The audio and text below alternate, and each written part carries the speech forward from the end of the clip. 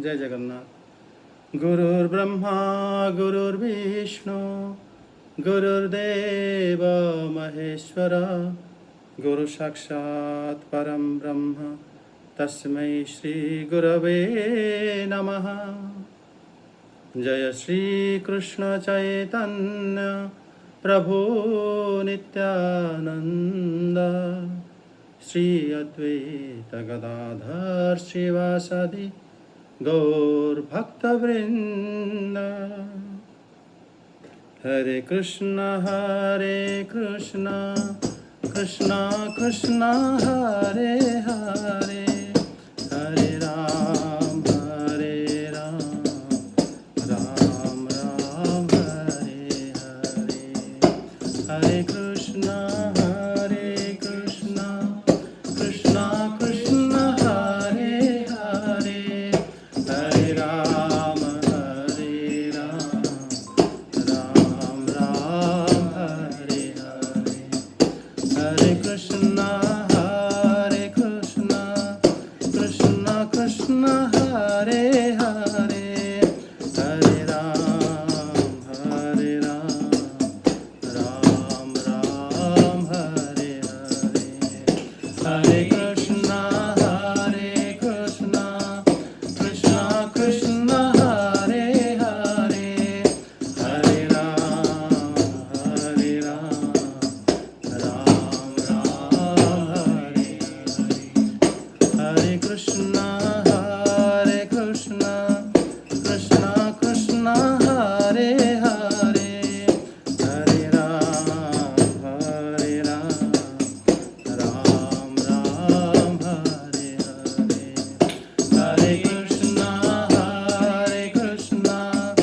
कृष्णा कृष्णा हरे हरे, हरे राम राम हरे हरे। हरे कृष्णा कृष्णा हरे हरे, हरे राम राम हरे हरे। हरे कृष्णा कृष्णा कृष्णा हरे हरे, हरे राम राम हरे। हरे कृष्णा कृष्णा हरे हरे, हरे राम राम हरे हरे। हरे कृष्णा कृष्णा हरे हरे, हरे राम राम हरे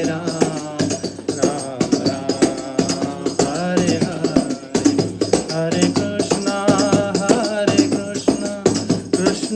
हरे कृष्णा कृष्णा हरे हरे, हरे राम राम हरे हरे। हरे कृष्णा कृष्णा हरे हरे, हरे राम राम हरे हरे। जय श्री राम संकीर्तन की जय। जय श्री कृष्ण चैतन्य प्रभु नित्यानंद श्री अद्वैत गदाधर शिवासादि गौर भक्तवृंद की जय। जय श्री बलदेव, जय श्री सुभद्रा, जय श्री जगन्नाथ सुदर्शन देव की जय। श्रीमद् भागवत गीता की जय, श्रीमद् भागवतम की जय, वृंदावन धाम की जय। जय जय श्री राधे श्याम। हरे कृष्ण महाप्रभु। हरे कृष्ण।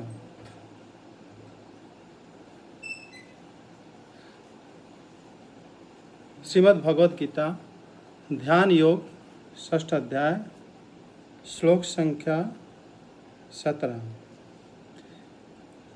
युक्ताहार विहारस्य युक्तचेष्टस्व कर्मसु युक्त स्वप्नाबोधयस्य योग भवति दुःखः। अनुवाद। जो खाने, सोने, आमोद प्रमोद तथा काम करने की आदतों में नियमित रहता है, वह योगाभ्यास द्वारा समस्त भौतिक क्लेशों को नष्ट कर सकता है। भावार्थ। खाने, सोने, रक्षा करने तथा मैथुन करने में जो शरीर की आवश्यकताएं हैं, अति करने से योगाभ्यास की प्रगति रुक जाती है। जहाँ तक खाने का प्रश्न है, इसे तो प्रसादम या पवित्रीकृत भोजन के रूप में नियमित बनाया जा सकता है। भगवद गीता के अनुसार भगवान श्री कृष्ण को शाक, फूल, फल, अन्न, दुग्ध आदि भेंट किए जाते हैं। इस प्रकार एक कृष्ण भावना भावित व्यक्ति को ऐसा भोजन ना करने का स्वतः प्रशिक्षण प्राप्त रहता है जो मनुष्य के खाने योग्य नहीं होता या कि सतोगुणी नहीं होता। जहाँ तक सोने का प्रश्न है, कृष्ण भावना भावित व्यक्ति कृष्ण भावनामृत के कर्म करने में निरंतर सतर्क रहता है, अतः निद्रा में वह व्यर्थ समय नहीं गंवाता। अव्यर्थ कालत्व, कृष्ण भावना भावित व्यक्ति अपना 1 मिनट का समय भी भगवान की सेवा के बिना नहीं बिताना चाहता, अतः वह कम से कम सोता है। इसके आदर्श श्रील रूप गोस्वामी हैं, जो कृष्ण की सेवा में निरंतर लगे रहते थे और दिन भर में 2 घंटे से अधिक नहीं सोते थे और कभी कभी तो उतना भी नहीं सोते थे। ठाकुर हरिदास तो अपनी माला में 3 लाख नामों का जाप किए बिना ना तो प्रसाद ग्रहण करते थे और ना सोते ही थे। जहाँ तक कार्य का प्रश्न है, कृष्ण भावना भावित व्यक्ति ऐसा कोई भी कार्य नहीं करता जो कृष्ण से संबंधित ना हो। इस प्रकार उसका कार्य सदैव नियमित रहता है और इंद्र तृप्ति से अदूषित। चूंकि कृष्ण भावना भावित व्यक्ति के लिए इंद्र तृप्ति का प्रश्न ही नहीं उठता, अतः उसे तनिक भी भौतिक अवकाश नहीं मिलता। चूंकि वह अपने कार्य, वचन, निद्रा, जागृति तथा अन्य सारे शारीरिक कार्यों में नियमित रहता है, अतः उसे कोई भौतिक दुख नहीं सताता। कितना ही है ना। जय जगन्नाथ। इसमें जो उदाहरण तुमने बताया श्री हरिदास ठाकुर और श्री रूप गोस्वामी पाद, क्या उनकी तरह 22 घंटा 23 घंटा वो 22 घंटा लगभग जाप करते थे? ऐसा अभी कोई भक्त ऐसे सोच सकता है कि वो 22 घंटा 22.5 घंटा और वो जाप करेगा और 1.5 घंटे के अंदर वो सारे कृत्य करते थे, विश्राम लेना, स्नान करना और जो भी शौच आदि करना, तो उसी में ही सो जाते थे वो 1-1.5 घंटे के अंदर। उतना अभी कोई करेगा? इस साधन कैसे संभव है? अभी जैसे टीका में तुमने पाठ करा, इसे विश्वनाथ चक्रवर्ती ठाकुर लेकिन कहते हैं युक्त नियम एव आहारो भोजनं विहारो गमनंच। ये जो ध्यान योग है, इसमें वो दिखता है, जो वास्तव में योगी हो जाता है उसका दिखता है क्या ना, वो संयम, मतलब उसका आहार विहार में संयम रखता है। ऐसा नहीं हम किसी को इमिटेट नहीं कर सकते, जैसे महात्मा लोग करते हैं उनकी तरह इमिटेट कोई कर ही नहीं सकता, लेकिन आदर्श हो रहेंगे, चेष्टा तो कोशिश तो कर सकते हैं। लेकिन वो क्यों स्टेज में थे, वो कितना मतलब भगवान श्री कृष्ण को कैसे धारण करे हुए थे, जब तक वो हमें पता नहीं चलेगा। हम इमिटेट अगर करेंगे किसी को भी, हाँ वो ऐसे कर रहे हैं तो आज से हम सोएंगे बिना स्वयं करते रहेंगे, उस तरह हम कर ही नहीं सकते। करेंगे भी हमें अच्छा भी नहीं लगेगा, क्योंकि हम रूखा रूखा लगेगा। चक्रवर्ती पाद कहते हैं कि जो योगी होते हैं उनका आहार, भोजन और विहार, ये सब जो नियम होता है, नियत होता है, और उसको व्यावहारिक और पारमार्थिक कृत्य समूह चेष्टा युक्त होता है और व्यावहारिक होता है। जैसे हम लोग घर पर रहते हैं और हमारा जैसे ही किसी के मतलब त्यौहार में जाना होता है, और गृहस्थ हैं हम लोग, है ना, और ये बड़ा व्यवहार होना चाहिए, व्यवहारिक होना चाहिए, और मतलब वहाँ भी अपने आपका कर्तव्य पूरा करके फिर आते हुए आपको उसी के अंदर आपका भजन, आपके साधन, आपका पूजा पाठ, जितना नियम आप रखा है वो सारा पूरा होना चाहिए।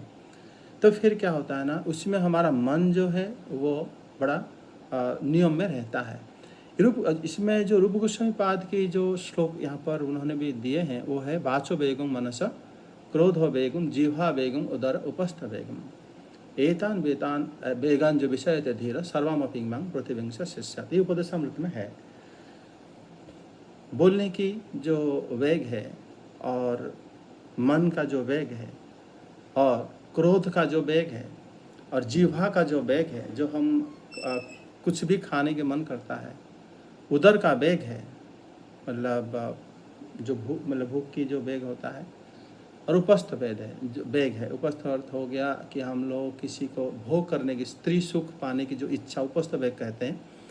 इस वेग को जो सहन करता है वास्तव में उसको धीर व्यक्ति है, और ऐसा व्यक्ति ही वास्तव में सर्वामपि इमां पृथ्वीं स शिष्यात्।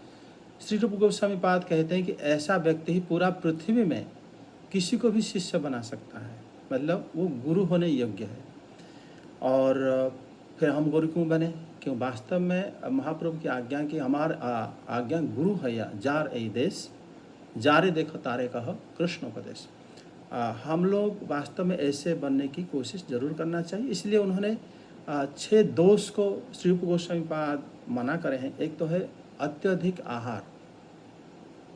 अत्यधिक आहार का मतलब होता है लोभ में आहार को मुंह में डालते रहना।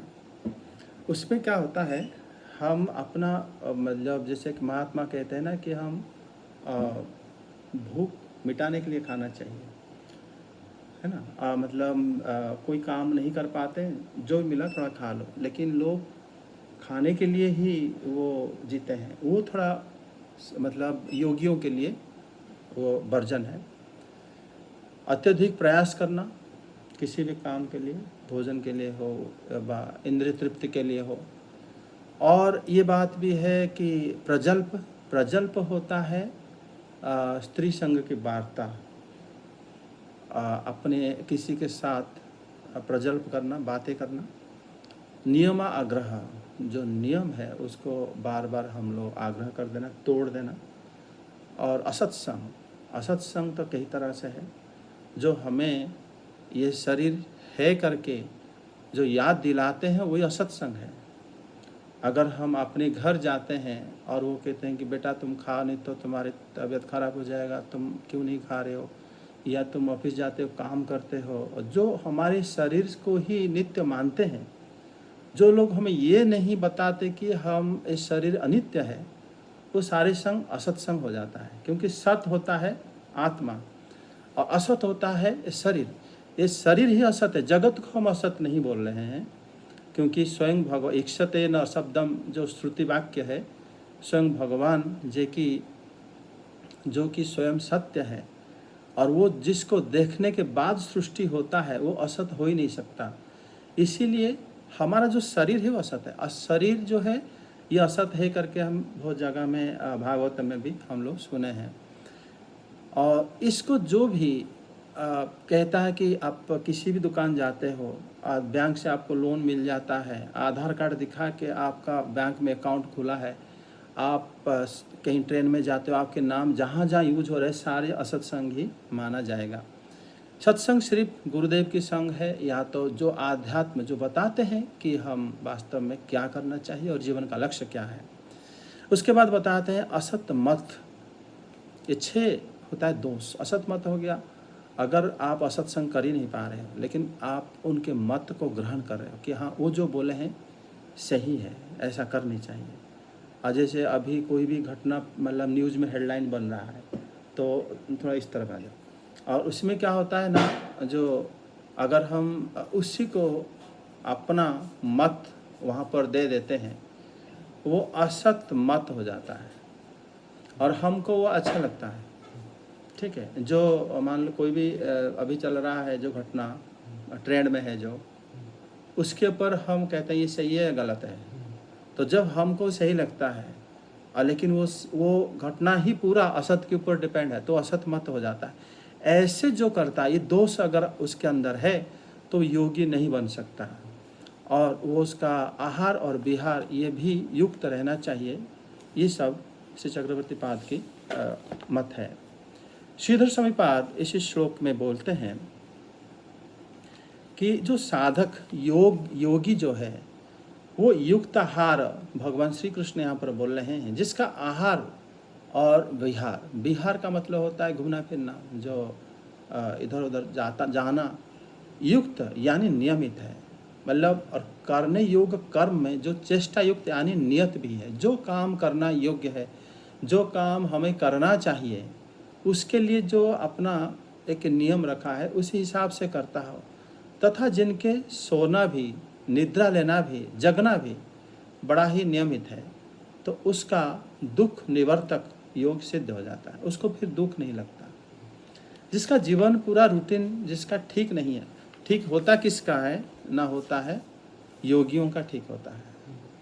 हम ये नहीं कह सकते कि जैसे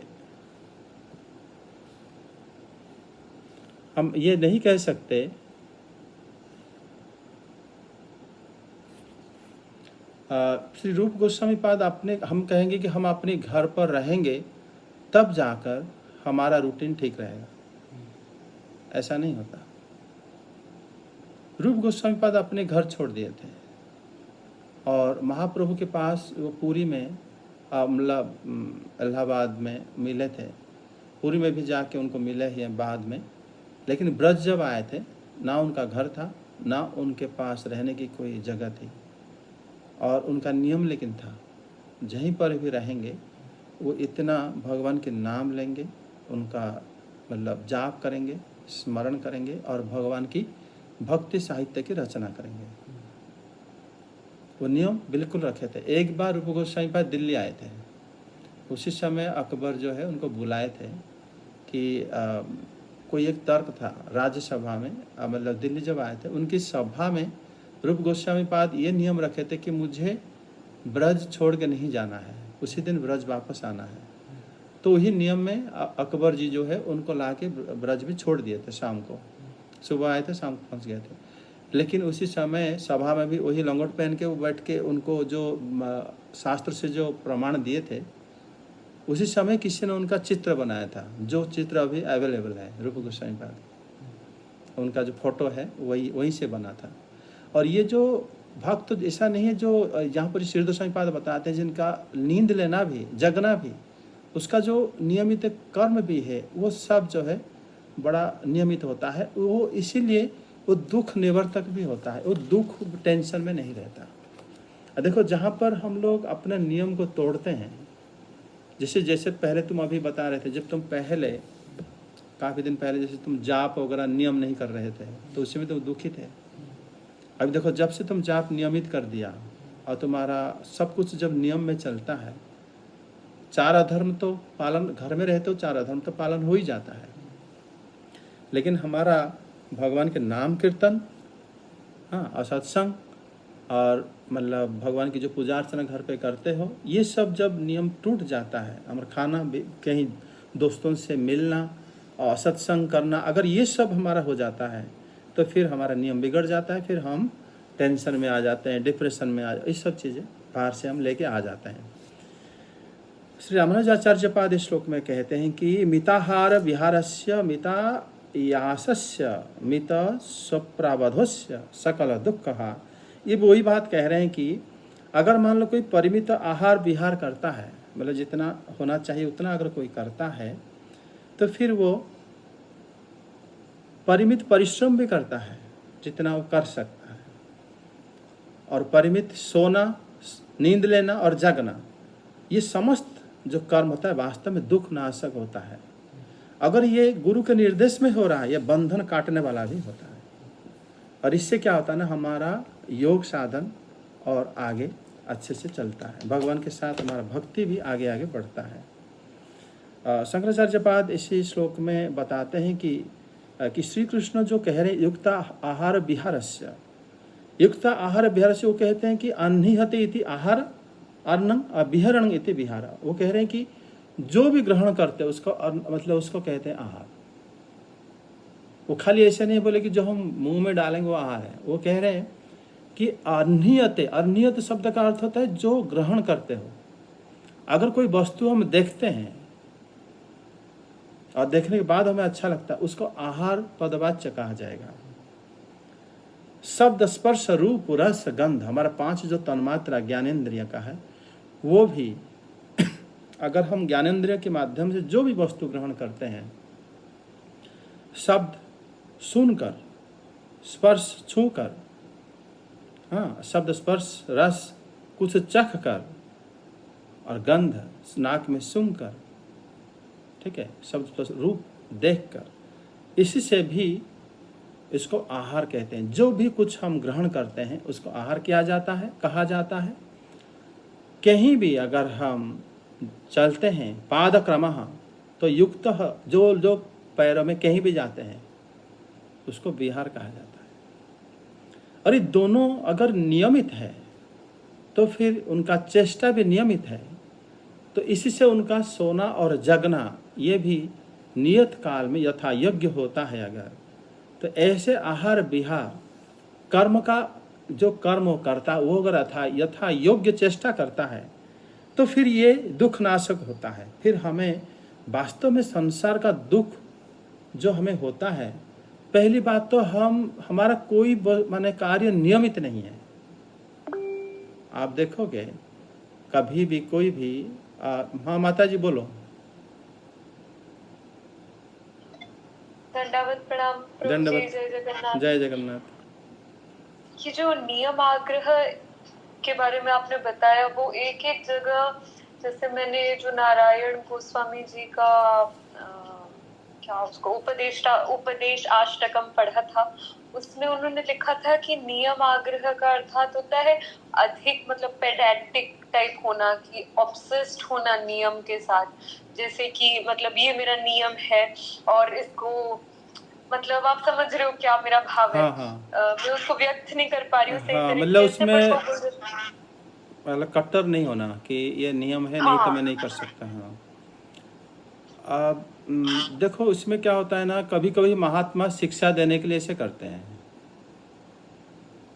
जैसे कि महाराज वो आईसीयू में थे, जब उनको लेके जाते मतलब बाथरूम टॉयलेट तो उनका ऐसे ही हो जाता था, लगा था मशीन वगैरह, लेकिन जैसे टॉयलेट हो जाता था जब उनको साफ वगैरह कर देते नर्स वगैरह, शिष्य भी रहते थे, फिर भी महात्मा कहते थे कि मेरे हाथ में मिट्टी लगाओ और उसको धो दो। तब उनको शिष्य लोग पूछे थे कि आप तो कुछ करते नहीं हो, हाथ तो गंदा भी नहीं होता, ऐसे करते क्यों हो? तो उन्होंने बताया था अगर मैं नहीं करूँगा तो फिर शिष्य लोग क्या सीखेंगे। ये कट्टरता, जैसे अभी सृष्टि माता जी का कहना है कि अगर नियम में अगर ज़्यादा कोई कट्टरपन दिखाता है वो फिर क्या होता है ना, वो फिर साधना अच्छा भी नहीं कर पाता। ये बात भी सत्य है।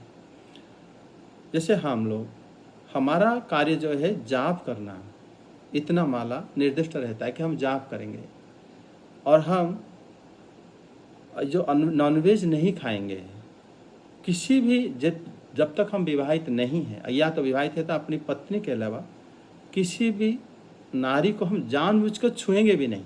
क्योंकि कुछ हम लोग पढ़े थे पिछले अध्याय में बताया गया था, जो मतलब नारी होते हैं और बच्चे होते हैं या आसन होता है, ये सब अगर दूसरों का होता है वो हमारे लिए अपवित्र होते हैं। हम अगर छुएंगे फिर जानबूझ के ऐसा नहीं करना चाहिए।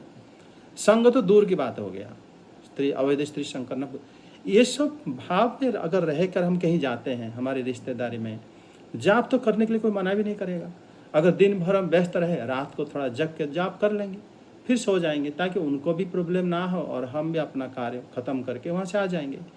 लेकिन अगर आप लोग कट्टरपन दिखाओ, भाई मुझे 12 बज गया, मैं तो अभी बैठूंगा, तुम लोग जाओ, काम से बंद हो गया। जैसे कोई इंपॉर्टेंट मीटिंग में बैठे हो, गायत्री मंत्र हम 3 बार करते हैं। 12 बजे गुरु को स्मरण करते हैं, सुबह प्रथम प्रहर में जो कि 9 बजे से पहले, हम गृहस्थ हैं इसलिए 9 बजे से पहले नहा धो के एक बार करते हैं, फिर शाम को एक बार। जैसे मान लो 12 बजे आप किसी जगह में बैठे हो, लेकिन आपको पता चल गया कि समय हो गया, मन में कम से कम गुरुदेव को प्रणाम करके फिर तो अपना काम करो। जैसे काम हो जाता है फिर जाप कर लो गायत्री मंत्र। मतलब लचीलापन रहना चाहिए। जो ज़्यादा कट्टर रहता है टूट जाता है, फिर वो कुछ नहीं कर पाता। ये बात सृष्टि माता जी कह रही है। जिसमें पापा को लेके, पापा जब हमारे 80 साल से ऊपर हो गए थे, 82-83 में, उनको लेके मैं गया था बद्रीनाथ गया था। हाँ माता जी को बोलो। सर इसी में ही एक एग्जाम्पल, जैसे आपने बोला कि उताहार आहार के अंदर जाता है कि हम क्या देख रहे हैं, तो अगर मैंने ये एक्सपीरियंस किया था जब मैं थोड़ा योग साइड में कर रही थी कि उसमें केवल ध्यान करना है, और आप अगर भगवान का रिलेटेड चीज भी अगर कोई आकर मुझे टीवी में दिखाए या फिर कोई अधिक बात करे भगवान के बारे में भी हो, तो वो मुझे इरिटेट करता था पहले, क्योंकि अरे ये बेमतलब में इतना प्रज्वल मुझे आपने बोला कि इतना बात क्यों कर रहा है। ठीक है भगवान के बारे में तो ये सब है, पर मुझे तो उनका चिंतन करना है। और जैसे मैं एक्सटर्नली अगर देखी कोई इमेज भगवान का, तो मेरा ये धारणा रहता था कि ये एक एक्स्ट्रा चीज है, ये बाहर का है, मुझे अंदर से उनका विजन आना चाहिए। जरूर, जब तक जरूर। नहीं आ रहा है, ये मैं बेकार का चीज बाहर से ले रही हूँ। निश्चित। तो ये जो चीज है, ये चीज बहुत इंसान को रूखा करके एकदम जैसे वैष्णव अपराध भी करवाता है, क्योंकि हमें हर इंसान से फिर चिढ़ाने लगता है इस प्रकार का भाव रखने से। तो मैं शायद इसी सेंस से मैंने समझा था जब मैंने पढ़ा था नियम आग्रह का मतलब ये हो सकता है कि हम फ्लेक्सिबिलिटी नहीं रखे हमारे विजन में कि हम भगवान को कहाँ कहाँ देख रहे हैं। हाँ, जरूर, धन्यवाद। इसमें वास्तव में श्री भगवान को देखो, जो जिन विग्रहों को पूजा करता है और जो महात्मा होते हैं, उसी विग्रह में भगवान उनको बातें भी करते हैं और उसी विग्रह को ध्यान भी करते हैं। लेकिन दूसरा, जैसे हम चित्रकार कोई भी विग्रह भगवान की बना लेते हैं, है ना, फोटो भी बना लेते हैं, हम सारे फोटो को प्रणाम करते हैं कि भगवान की फ़ोटो है, क्योंकि उसमें सादृश्यता है। मतलब भगवान की जो शास्त्र में जैसे बताया गया है कि इनका ऐसे वर्ण है, हालांकि भगवान की वो वर्ण तो ऐसा है ही नहीं, लेकिन उनका मिलता जुलता कि हाथ में बांसुरी लिए हैं और भगवान ऐसे मोर पंख पहने हुए हैं, पीताम्बर पहने हुए हैं, तो वो भी अगर हम उनको रिस्पेक्ट करेंगे, वो भी शास्त्र की दृष्टि से हमें अपराधी हो जाएंगे। तो हम क्या करते हैं, सबको प्रणाम करते हैं, लेकिन ध्यान तो हम अपने इष्ट को ही करेंगे, है कि नहीं। हम जैसे वो जैसे बांके बिहारी को जैसे स्वामी हरिदास ध्यान करते हैं, रूप गोस्वामी राधा अब गोविंद को ध्यान करते हैं, है ना, और ये श्री सनातन गोस्वामी राधा मदन मोहन को ध्यान करते हैं। और सो एक होते हुए भी वो उनके उपास्य हैं, उन्हीं से भगवान उनसे रेसिप्रोकेट करते हैं। जैसे सृष्टि माता जी अभी बोले कि अगर मान लो हम जैसे कहते हैं ध्यान के समय हम एक्चुअली अंदर से भगवान को हम देखना की कोशिश करना चाहिए, और सबका इसी में अलग अलग रहता है भाव। और हम जो विशेष रूप से टीवी में और फ़ोन में या किसी म्यूजियम में जो हम देखते हैं, वो शुरू में बच्चों के लिए ठीक है, लेकिन कोई भी उत्तम अधिकारी ऐसा टीवी में देख के भगवान को याद करना या किसी म्यूजियम में क्या इसी जगह में वो ऐसा नहीं करते। वो अपना अंतर्मुखी वो लोग हो जाते हैं, वो बाहर विषय में वो ध्यान नहीं लगाते कभी भी। और ऐसे ही उनका वो वास्तव में दुखनाशक हो जाता है, दुखनाशक योग होता है। इसमें हमारा जो सोना और जागना, और विशेष रूप से हमारा जो भगवान के नाम संकीर्तन लेने का जो नियम रहता है, बाकी खाने पीने का, और बाकी रहा सोना और घूमने का, कपड़ा पहनने का, और अब लोगों से मिलने का, ये सारा चीज़ जो है बड़ा नियमित हो जाता है। और भक्त जो ये काम करता है, जो ये करता है, उसको जानता है कि मेरा वास्तव में ये बाह्य काम है और ये मेरा अंतर वाला काम है। और बाह्य काम को भी, बाहर वाला चेष्टा को भी वो ऐसे करते हैं जैसे बाहर किसी को कोई परेशानी नहीं होता, उन खुद को भी नहीं होता उनको। और अंतर्मुखी काम तो खुद अपना ही अंदर से ही वो आनंद प्राप्त करते हैं, जो कि जैसे पंचम अध्याय में हम लोग ये विषय में चर्चा अभी चल रहा था। समझ में आ गया। ऐसे हमारे महात्माओं का मत है कि युक्त आहार विहारस्य युक्त चेष्टस्व कर्मसु, वो उसका चेष्टा भी बड़ा युक्त होता है कर्म। और युक्त अस्वप्न बबोधस्य योग भवति दुःख। ऐसे युक्त स्वप्न जो मतलब इसमें होता है कि नियत काल में वो सारा कर्म करता है। मतलब उसमें उसका जो स्वप्न शब्द जो भगवान कहते हैं, युक्त स्वप्न बबोधस्य, उसमें उसका सोना और जागना ये बड़ा नियम होता है। और ऐसा होकर ये योगी क्या करता है ना, उसका दुख को निर्वहन कर लेता है, वो दुखी नहीं होता। हमें टेंशन होता है क्योंकि हम योगी नहीं होते, और हमारा कोई भी हमारा रूटीन जो है मतलब नियमित नहीं होता, और ये गुरुमुखी नहीं होता, हम अंतर्मुखी नहीं होते, अंदर से हम कुछ नहीं करना चाहते, बाहर सब करना चाहते हैं, इसलिए हम दुखी होते हैं। और ध्यान योग में श्री भगवान ये बताकर, जैसे पहले श्लोक, इससे पहले श्लोक जो हम अभी तो 17वां श्लोक चल रहा है, उसमें बताएं है कैसे वो उसका रहना, कैसे वो अंतर्मुखी होगा, कैसे किसको ध्यान करेगा, ये सारी बातें श्री भगवान बताए हैं। समझे। जय जगन्नाथ। हरि बोल।